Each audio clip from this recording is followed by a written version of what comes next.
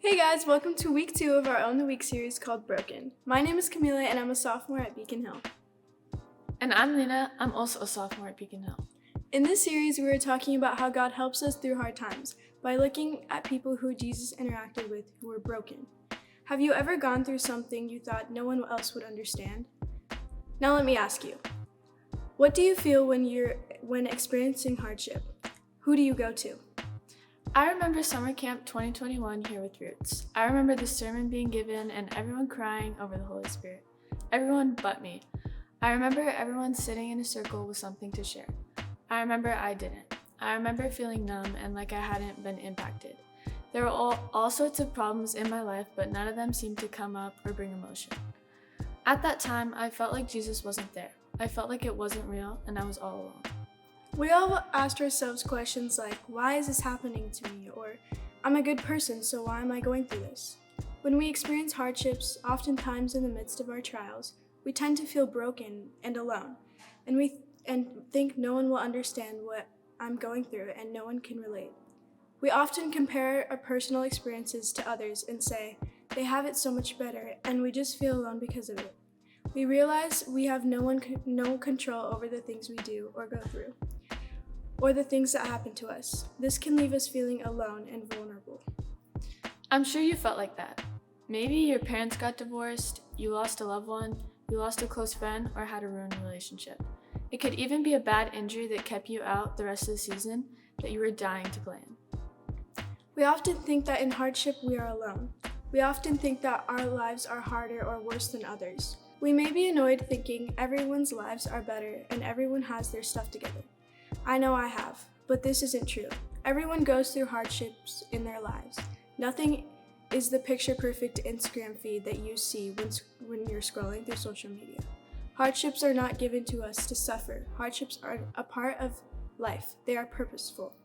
In times like these, we often find ourselves shoving away the pain or hardship, blaming God or other people, or even resorting to unhealthy habits as a getaway or to cope. It's important to remember a season of hardship isn't a season of waiting for the bad to be over. It's just another season of living. We usually fall into bad places when difficult things happen in our lives. We fall into depression or simply just act differently.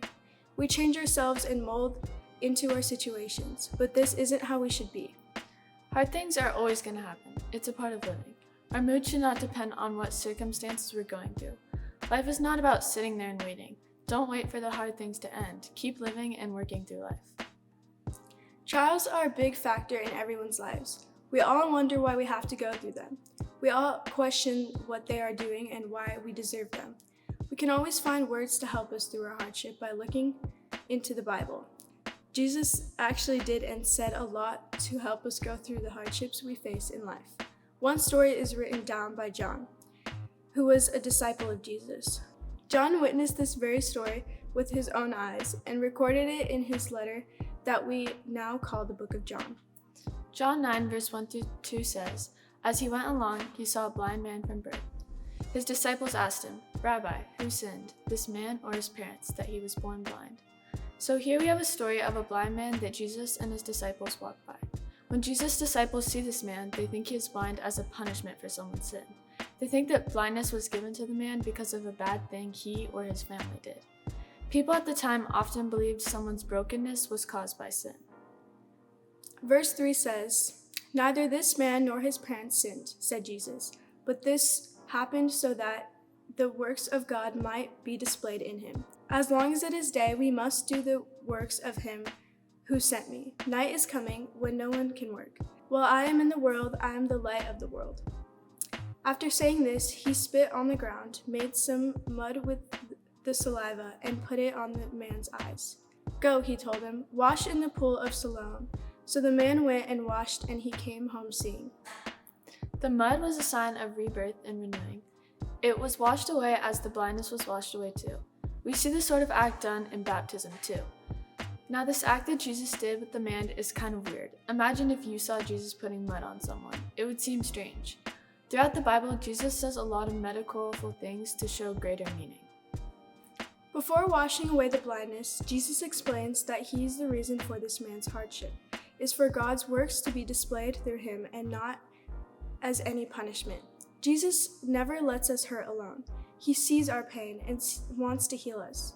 Jesus shows compassion to this man and helps him through his disease. Another person who was close to Jesus was his own brother James. James did not even believe Jesus was the Son of God until later in Jesus' ministry. James 1 provides helpful insight on why Jesus gives us trials and what we are to do with them. James 1:4 states, "Consider it pure joy, my brothers and sisters, whenever you face trials of many kinds, because you know that the testing of your faith produces perseverance.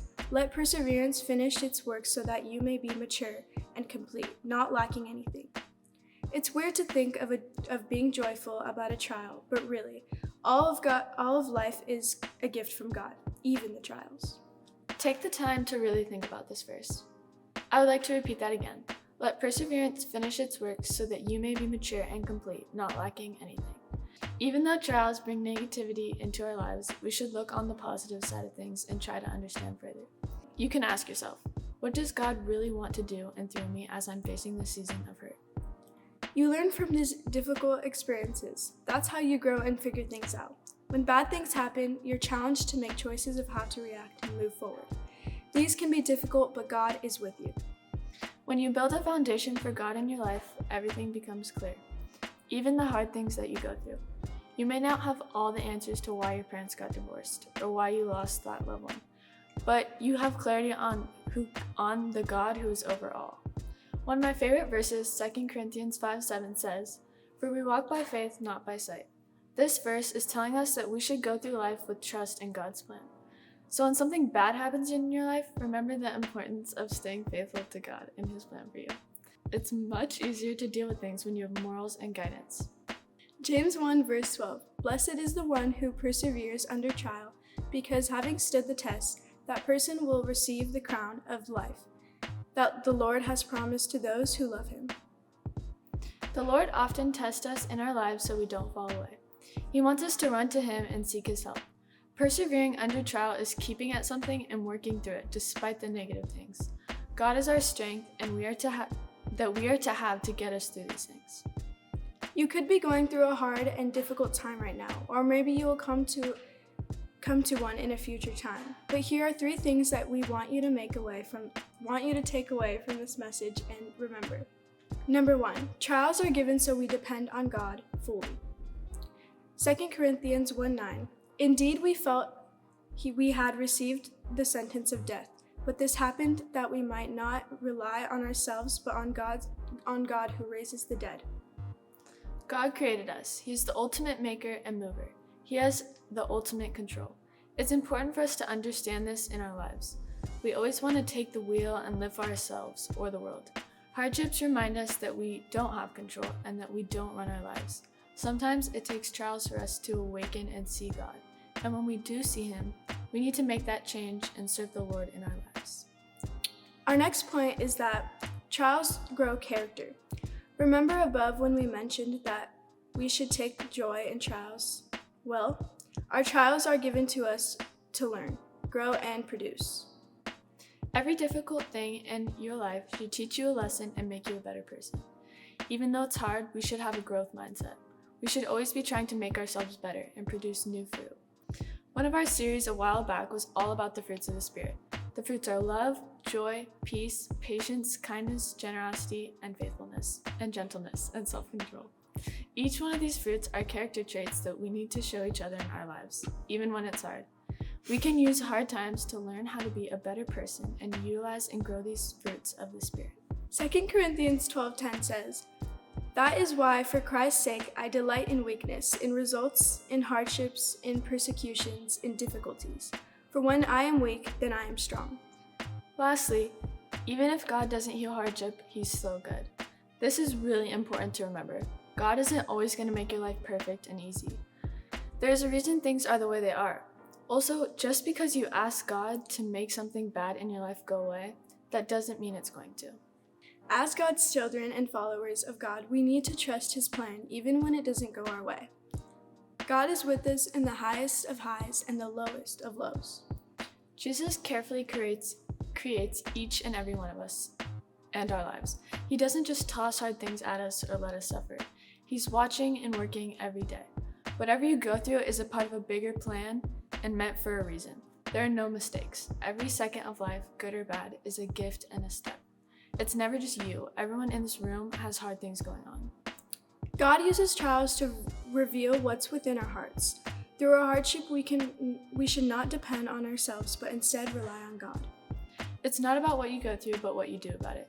Choose to become a better person. Choose to grow through things instead of go around them in avoidance.